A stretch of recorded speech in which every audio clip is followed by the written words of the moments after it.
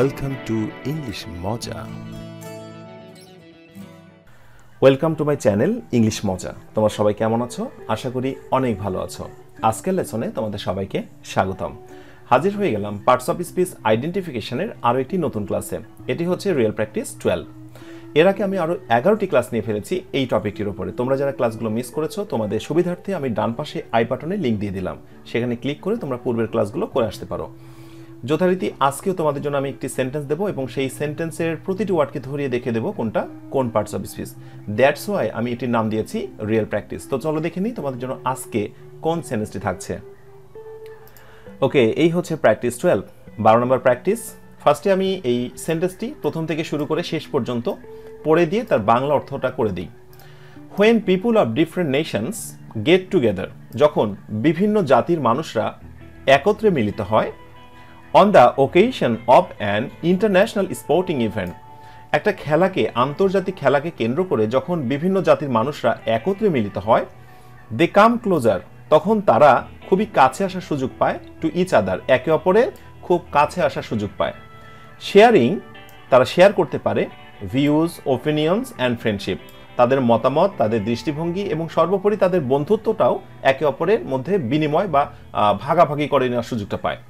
ওকে, এই হচ্ছে বাংলা অর্থ। এবার চলো প্রতিটি ওয়ার্ডকে ধরিয়ে দেখিয়ে দিই কোনটা কোন parts of speech. When, when it's a conjunction, এটা একটি কনজাংশন, কেননা এটা কিন্তু মূলত দুইটা সেন্টেন্সকে জয়েন করবে। আমি পরে দেখাই দিচ্ছি কোন দুইটা সেন্টেন্সকে জয়েন করছে। হোয়েন, টিল, আনটিল, দো, অলদো, এগুলো কিন্তু কনজাংশন। এবং মনে রেখো, যদি কোনো কনজাংশন সেন্টেন্সের শুরুতে বসে তাহলে কিন্তু প্রথম সেন্টেন্সের পর লক্ষ্য করে দেখো, এখান থেকে শুরু করে এই পর্যন্ত একটা সেন্টেন্স, যদি কখনো এই কনজাংশনগুলো শুরুতে থাকে তাহলে প্রথম সেন্টেন্সের পরে একটা কমা বসে। দ্যাটস ওয়াই কিন্তু এখানে ইভেন্টে পরে একটা কমা ব্যবহার করা হয়েছে। আচ্ছা, এবার আসো পিপল। পিপল শব্দটি হচ্ছে noun. Of, of preposition. Different, এটি একটি অ্যাডজেক্টিভ, ভিন্ন। নেশনস, এটা হচ্ছে নাউন, জাতি। সুতরাং এই সবটুকুকে আমরা একসাথে বলতে পারি নাউন ফ্রেজ। এটা কিন্তু সাবজেক্ট। ওকে, নাউন ফ্রেজ এভাবে গঠিত হতে পারে, মাঝখানে অফ দিয়ে দুই পাশে নাউন বা অ্যাডজেক্টিভ নাউন মিলেও কিন্তু নাউন ফ্রেজ গঠিত হতে পারে। এরপরে আসো গেট। গেট টুগেদার, যেটাকে আমরা বলি একত্রে মিলিত হওয়া। গেট, এটা হচ্ছে ভার্ব। এখন আমি যদি তোমাদের প্রশ্ন করি টুগেদার এটা কোন পার্টস অফ স্পিচ, একটু গেস করো দেখি। আচ্ছা, এবার আমার সঙ্গে একটু মিলিয়ে নাও। টুগেদার হচ্ছে এখানে একটি অ্যাডভার্ব। টুগেদার মানে একসাথে। তো যখনই এরকম সাথে, ভাবে, এরকম কোনো অর্থ দেবে তখন কিন্তু সেটা অ্যাডভার্ব হয়ে যাবে। এটা একটা সূত্র। আরেকটি সূত্র হচ্ছে এখানে টুগেদার হচ্ছে, এটা আসলে কিসের কন্ডিশনটা বোঝাচ্ছে দেখো, ভার্বের কিন্তু একটা ব্যাপার ফিল আপ করছে। গেট মানে হওয়া, কেমন হওয়া? টুগেদার, একসাথে হওয়া। তো যখনই কোনো ভার্বের অ্যাক্টিভিটিস, যখনই কোনো ভার্বের ব্যাপার নিয়ে কোনো কথা বলে যে ওয়ার্ড, তখনই কিন্তু সেটা হয়ে যায় অ্যাডভার্ব। আচ্ছা, এরপর আসো অন। অন হচ্ছে প্রিপোজিশন। দা হচ্ছে আর্টিকেল, তবে আর্টিকেল বলা যাবে না, এটাকে বলতে হবে পার্টস অফ স্পিচের দিক থেকে অ্যাডজেক্টিভ। ওকেশন শব্দটি নাউন, উৎসব। অফ প্রিপোজিশন, অ্যান অ্যাডজেক্টিভ অথবা আর্টিকেল। ইন্টারন্যাশনাল, এটা একটি অ্যাডজেক্টিভ। এবং মনে রেখো, যদি কোনো শব্দের শেষে এল থাকে তাহলে সাধারণত সেটি অ্যাডজেক্টিভ হয়ে যায়। দুই একটি ক্ষেত্রে ব্যতিক্রম দেখা যায়, তবে এল যদি কোনো শব্দের শেষে থাকে সেটা সাধারণত অ্যাডজেক্টিভ হয়ে যায়। ইন্টারন্যাশনাল, স্পোর্টিং, খেলা সংক্রান্ত। ইভেন্ট, ঘটনা। ইভেন্ট শব্দটি হচ্ছে নাউন, আর স্পোর্টিং শব্দটি একটি অ্যাডজেক্টিভ। ইন্টারন্যাশনাল শব্দটি একটি অ্যাডজেক্টিভ। আর এটা আমরা মোটামুটি সবাই জানি যে নাউনের পূর্বে যে ওয়ার্ডগুলো বসে সেটা কিন্তু অ্যাডজেক্টিভ হয়ে যায়। এবার আসো দে। দে কাম ক্লোজার, তারা খুবই কাছে আসার সুযোগ পায়। এখানে দেটা আসলে কে? দেটা হচ্ছে ওই পিপলগুলো, ওই লোকজনগুলোকে আমরা দে এই প্রোনাউনটি দ্বারা প্রকাশ করেছি। এটি হচ্ছে একটি প্রোনাউন। এরপর আসো কাম। কাম মানে আসা, এটা একটি ভার্ব। ক্লোজার। এবার প্রশ্ন হচ্ছে এই ক্লোজার শব্দটি কোন পার্টস অফ স্পিচ? দেখো, ক্লোজ মানে বন্ধ করা, আবার ক্লোজ মানে কাছাকাছি, আবার ক্লোজের অনেকগুলো ফর্ম হয়, ক্লোজ, ক্লোজার, ক্লোজেস্ট, অনেকগুলো ফর্ম হয়। সো আমি যদি তোমাদেরকে দুটো অপশন দিই, অপশন এ এই ক্লোজার শব্দটি কি অ্যাডজেক্টিভ, অপশন বি এটি কি অ্যাডভার্ব, তোমরা কি বলবে? একটু গেস করো। আশা করি গেস করে ফেলেছো, এবার আমার সঙ্গে মিলে নাও। এখানে ক্লোজার হচ্ছে একটি অ্যাডভার্ব। কি অবাক হয়ে যাচ্ছ? কেন আসলে এখানে অ্যাডভার্ব হচ্ছে সেটা একটু বলি। দেখো, কাম হচ্ছে একটি ইনট্রানজিটিভ ভার্ব। তোমরা একটু মনে রেখো, কাম হচ্ছে এমন একটি ভার্ব, এই ভার্বের পর যদি আমি একটি ফুল স্টপ দিয়ে দিই তাহলেও কিন্তু সেন্টেন্সটি মোটামুটি অর্থ ক্লিয়ার করে দেবে।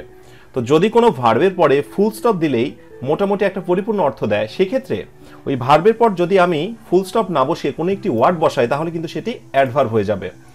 তো এক্ষেত্রে কামের পরে ক্লোজার শব্দটি হচ্ছে একটি অ্যাডভার্ব। এছাড়াও যদি ভার্বের কার্যাবলী প্রকাশ করা হয়, ভার্বের অ্যাক্টিভিটিসগুলো প্রকাশ করে কোনো ওয়ার্ড, তাহলে কিন্তু সেটি অ্যাডভার্ব হয়ে যায়। যেমন দেখো, দে কাম, তারা আসে। কোথায় আসে? ক্লোজার, খুব কাছাকাছি আসে। তাহলে আসার সঙ্গে কিন্তু ক্লোজার একটা সম্পর্ক রয়েছে। দ্যাটস ওয়াই ভার্বের যেহেতু অ্যাক্টিভিটিস প্রকাশ করছে ক্লোজার, সেই ক্ষেত্রে আমরা এটাকে অ্যাডভার্ব বলতে পারি। ওকে, আশা করি বুঝতে পেরেছো। এরপরে টু। আচ্ছা, টু বলো তো এটা কি? টু কি প্রিপোজিশন নাকি কনজাংশন? এখানে টুটার নাম হচ্ছে প্রিপোজিশন। কেন বলো তো? কারণ এরপরে রয়েছে ইচ আদার। ইচ আদার যে শব্দটি রয়েছে, এটা কি? এটার নাম কি তোমরা জানো?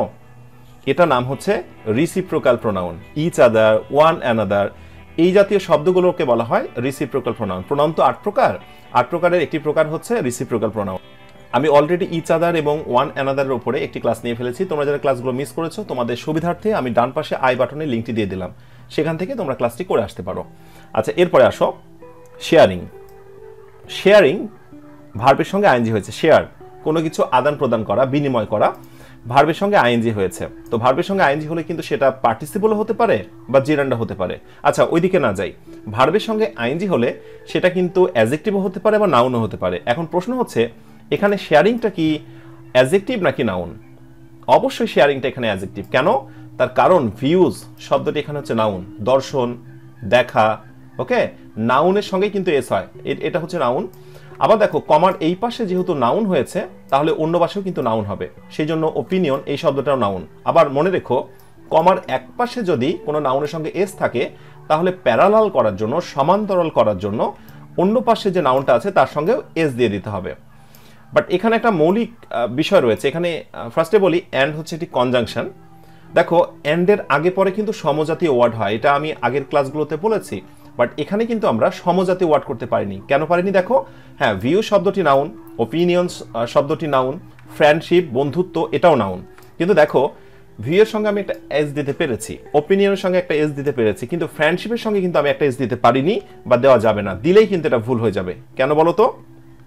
কারণ হচ্ছে ফ্রেন্ডশিপ, বন্ধুত্ব, এটা হচ্ছে আনকাউন্টেবল নাউন।